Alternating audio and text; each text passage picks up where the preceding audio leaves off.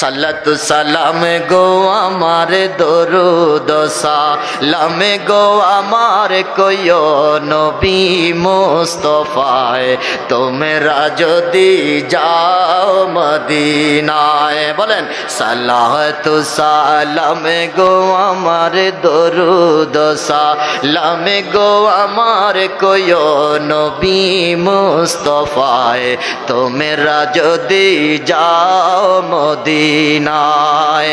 ওরে আমার নবীর কদম তলে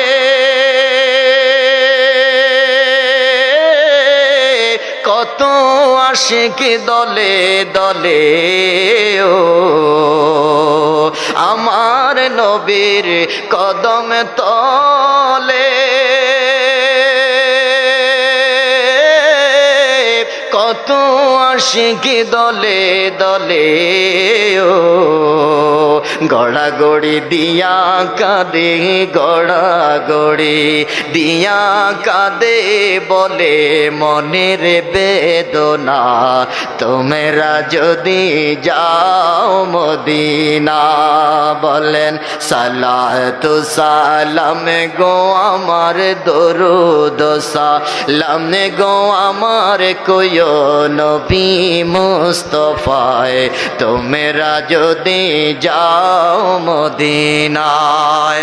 সৈয়দ আহমদ রফাই ডাক দেয়া বলে, ও দুনিয়ার মানুষ, নবীজির রওজা পাকে দাঁড়াইয়া যখন আমি বলতে শুরু করলাম, নবী আমি যখন মাতৃভূমিতে ছিলাম, আমি যখন দূর দেশে ছিলাম গো নবী, হাজীদের কাছে আমার সালাম পাঠাইয়া দিতাম, হাজীদের কাছে আমার ভালোবাসার চিঠিটা আমি দিয়ে দিতাম।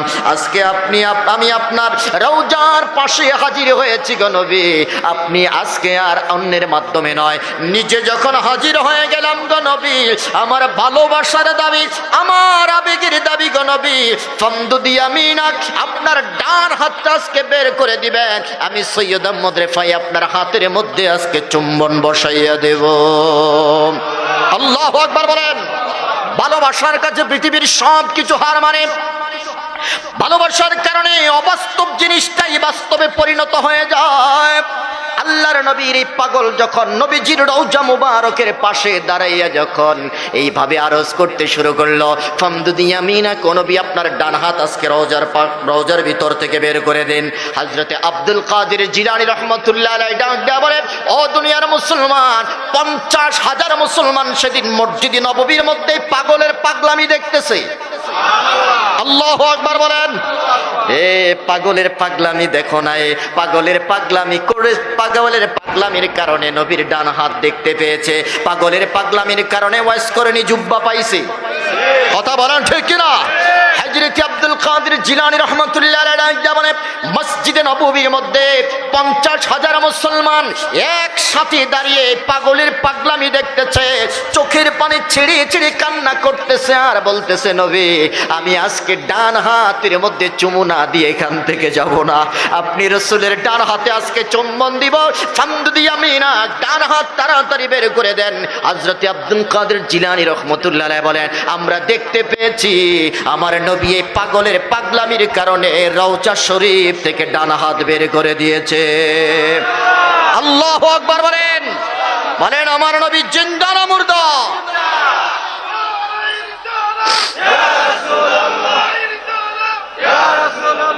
রে পৃথিবীর মুসলমান, ভালোবাসার কাছে পৃথিবীর সব কিছু হার মানে, ভালোবাসার কারণে পাগলের পাগলামির কারণে ডান হাতের মধ্যে হযরতে সৈয়দ আহমদ রেফাই রাহমাতুল্লাহ আলাইহি যখন দেখতে পেয়েছেন নবীজির ডান হাত মোবারক বের করে দিয়েছে, আর একটা মুহূর্ত দেরি করে না এই নবীজির ডান হাতের মধ্যে চুম্বন বসাইয়া দিয়েছে। জোরে কান সুবহানাল্লাহ।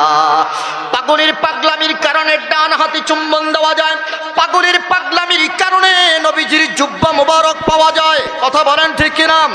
এই জন্য আমরা বলি, আমরা দুনিয়ার কোনো প্রধানমন্ত্রী পাগল নয়, দুনিয়ার কোনো এমপি মন্ত্রীর পাগল নয়, আমরা তো পাগল, আমরা তো পাগল, আমরা নবীর পাগল। কথা কোন ঠিক না?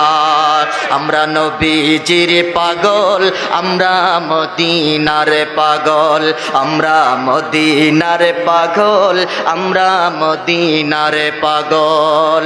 মদিনারি ধুলি বালি মোরে মদিনারি, ধুলি বালি মোরে নয়নের কাজল। আমরা মদিনার পাগল, আমরা নবীজির পাগল, আমরা মদিনার পাগল, আমরা নবীজির পাগল। কথা কোন ঠিক না?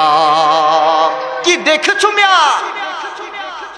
পাগলামি করে নবীর হাতে চুম্বন দেওয়া সম্ভব হয়েছে।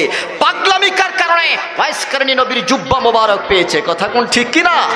আমাদেরকে বেটকি মেরা কইও না যে আমরা বেদাতি, আমরা জুব্বাওয়ালা বেদাতি। কথা বলেন ঠিক কিনা? আমরা নবীর দেখনি ওয়ালা বেদাতি। আমরা এই পাগলামির কারণে আমাদের আকাবিররা, আমাদের অনেক মুরব্বীরা নবীজির দিদার পেয়েছে। পৃথিবীর মুসলমান, যেই কথাটা বলতেছিলাম, জগতের মধ্যে আল্লাহর নবীর পাগল হযরতে সুফি ফতি আলী ওয়াইসি ডাক দিয়া বলে, ইয়া রাসূলুল্লাহ, আপনি শুধু অনুমতি দেন, আমি আপনার এই রওজা মুবারকের মধ্যে থাকতে চাই। আমি আপনার এই রওজা মুবারকি থেকে আমার জীবনটা শেষ করতে চাই।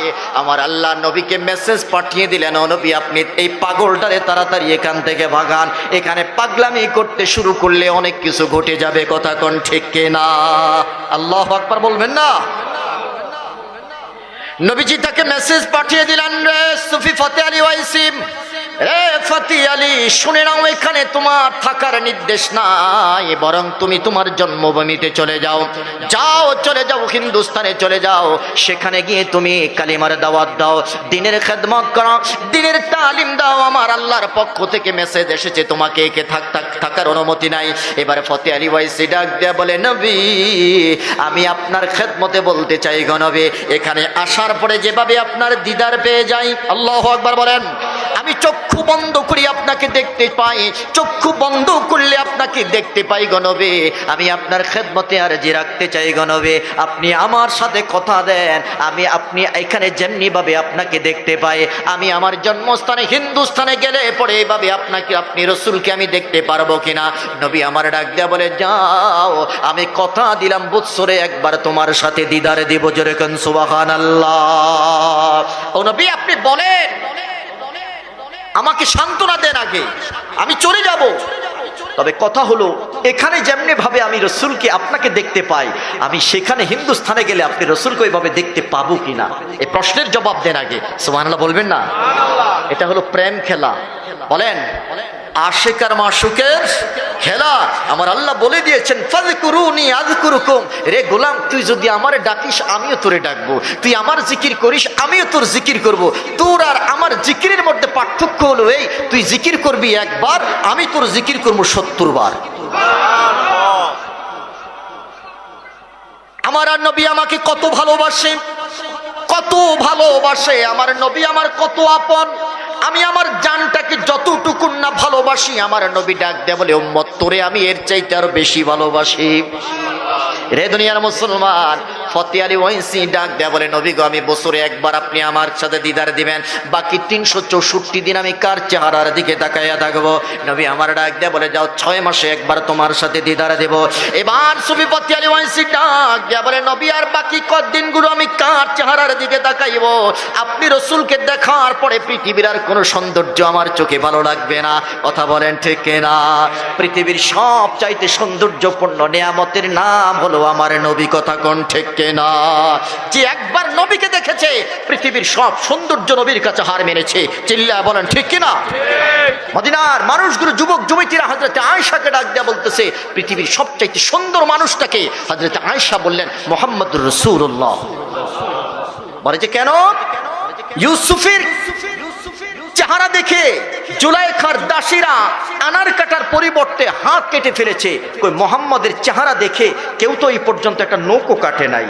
তোমার প্রশ্নের দালিলিক বিশ্লেষণ করতে চাই। হযরতে আয়েশা রাদিয়াল্লাহু তাআলা আনহা বলে, পৃথিবীর মানুষ শুনে নাও, আমার নবীর সৌন্দর্যটাকে, আমার নবীর নূরটাকে আমার আল্লাহ একটু ড্রিম করে দিয়েছেন, প্রকৃত নূর। রে দুনিয়ার মুসলমান, হযরতে আয়েশা রাদিয়াল্লাহু তাআলা আনহা ডাক দেয়া বলে, রে মদিনার যুবক যুবতীরা শুনে নাও, জগতের মধ্যে হযরতে ইউসুফ আলাইহিস সালাতু ওয়াস সালামকে দেখে জুলাইখার বান্ধবীরা হাত কেটেছে। রে মদিনার যুবক যুবতীরা শুনে নাও, ওই মজলিসের মধ্যে যদি ইউসুফকে না পাঠাইয়া আমার নবী রাহমাতুল লিল আলামিনকে পাঠানো হতো, জুলাইখার বান্ধবীরা হাত কেটে কেটে টুকরো টুকরো করে নিজের কলিজা টুকরো টুকরো করে ফেলতো, তাদের খবর থাকতো না। জোরে কোন সুবহানাল্লাহ। ও নবী, 6 মাসের মধ্যে আপনি একবার দিদার দিবেন, আপনার চেহারা দেখার পরে আমার আর কোনো কিছু ভালো লাগবে না গো নবী। আমি জানতে চাই বাকি 6টা মাস আমি কার চেহারার দিকে তাকাবো। এবার নবী ডাক দেয়া বললেন, রে ফতি আলী, যাও, মাসে একবার তোমার সাথে আমি দিদার দেব। নবী আমার ডাক দেয়া বলে, নবী আমি চাই না, আমি এটা চাই না, আপনি 30 দিনের মধ্যে একদিন আমার সাথে দিদারে দিবেন, বাকি 29টা দিন আমি কার চেহারার দিকে তাকাবো। নবী কয়, পাগলামি করিস না, পাগলামি করিস না। হযরতে ওয়াইস করনি কয়, পাগলামি কইরা আমি জুব্বা নিয়ে আইছি। আল্লাহু আকবার বলেন। ফতে আলী ওয়াইসি ডাক দেয়া বলে, নবী, পৃথিবীর কোনো প্রধানমন্ত্রীর পাগলামি করি না, কোনো এমপি মন্ত্রীর প্রেমে পড়ে পাগলামি করি না গো নবী।